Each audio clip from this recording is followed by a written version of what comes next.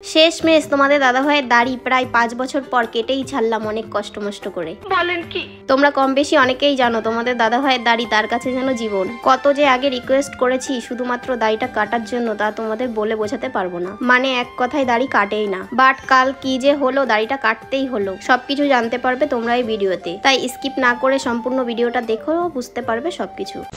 এত সুন্দর দাড়িটা বানাইছি, ঠিক আছে, প্রত্যেকটা দিন একটা দিন যদি কোন রকম হয় একদম নকশা মারা কথা বলবো না, দাড়ির মধ্যে খুশকিও ভরা, বলতে তো এখন ই লাগছে, মাথা ভরা ইয়ে ভরা, মানুষ দেখলে কি বলে? না তুমি বন্ধু তোমরা বলো, বন্ধুরা তোমরা বলো, হ্যাঁ অত বড় দাড়ি আর কতদিন পরে বাবাজি হয়ে যাও। মেয়েরা তো যদি বড় চুল রাখে কোনো দুঃখ নেই, কোনো ই নেই, আর ছেলেরা যদি একটুখানি দাড়ি চুল বড় রাখে তাহলে মানে একদম শেষ। তাই বলে এরকম বড় এই দাড়িটার জন্য মানে কোন রকম আমার মা, আমার বাবা, আমার বউ মানে জ্বালায় পোড়ায় খেয়ে ফেলা যাচ্ছে। জ্বালায় পোড়ায় খাবো না, কি আছে দিদি ভাই আইছো দাড়ি দেখে কি বলে লোকেরা, একটু বলো কি হইছে দাড়িটা আমার? দাড়ি কেটে বলবে, দাড়ি কাটতে বলে, চুল কাটতে বলে, আবার লোকেরা দেখায় শোনায়, যে আসবে আইসে আমার দাড়ির উপরে কে নজর, তো নজর দেব না? এত সুন্দর দাড়িটা বানাইছে আর 3 মাস যাব তোমার ফিরে দেখো। না এটা বুঝাইছি আজকে বাবার বাড়ি যাব, আজকে আসবো না আমি। তুমি যে আমারে যে পরিমাণে জ্বালাও।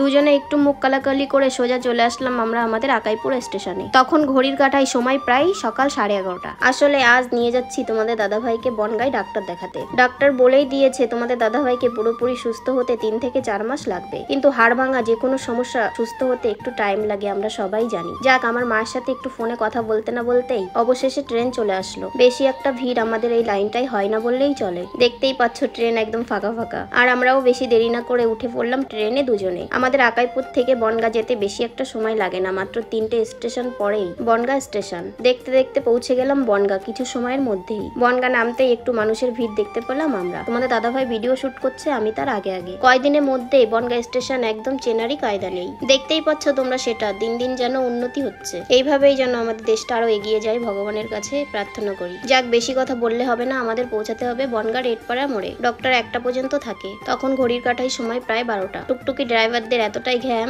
যে এ যাবে না ও যাবে না, লোক না হলে যাবে না, একটা অসহ্য ব্যাপার। যাক, এখান থেকে না উঠে একটু সামনে যেতেই টুকটুকি পেয়ে গেলাম। বাট সত্যি আজ কপালটা এতটাই খারাপ যে বনগাঁ যশোর রোডের অবস্থা দেখো। এতটাই ট্রাফিক জ্যাম, প্রায় 1 ঘন্টার উপরে রাস্তায় দাঁড়িয়ে আমরা অনেক কষ্ট মষ্ট করে প্রায় 1টার সময় বনগাঁ রেডপাড়া মোড়ে এসে পৌঁছালাম। ডাক্তারও যাবে ভাব, তাই আমরাও বেশি দেরি না করে তোমাদের দাদাভাইকে ডাক্তার দেখিয়ে সোজা বাড়ির পথে বাসে করে। অনেকদিন হলো বাংলা বাসে আমরা উঠিনি, তাই দুজনেই ভাবলাম আজ অটোতে না গিয়ে বাসে যাওয়া যাক। অনেকদিন পর বাসে উঠে এতটাই ভালো লাগছিল যে তোমাদের আর বলে বোঝাতে পারবো না। বনগাঁ টু চাকদা বাসে উঠে আকাইপুর মোড় হয়ে সোজা বাড়ি, তারপর বিকালে দোকানে। মাঝে মাঝে আমি দোকানদারি করি, অসুবিধা তেমন একটা হয় না। এইবার বলি আসল তোমার দাদা ভাইয়ের দাড়ি কাটার গল্প। তোমাদের দাদা ভাইয়ের ওটি হয়েছে প্রায় 1 মাস হলো। তার প্রায় 2 মাস আগে থেকেই চুল দাড়ি কিছুই কাটে না বস। চুল আর দাড়ির মধ্যে এতটাই খুশকি হয়েছে যে ইনফেকশন হয়ে গেছে। ডাক্তার বলেই দিয়েছে এইবার যদি দাড়ি না কাটো ইনফেকশন এতটাই বেড়ে যাবে যে কপালে দুঃখ আছে, আর কিছুই করার থাকবে না তখন। আর এমনিতে আমি, মা, বাবা এবং তোমরাও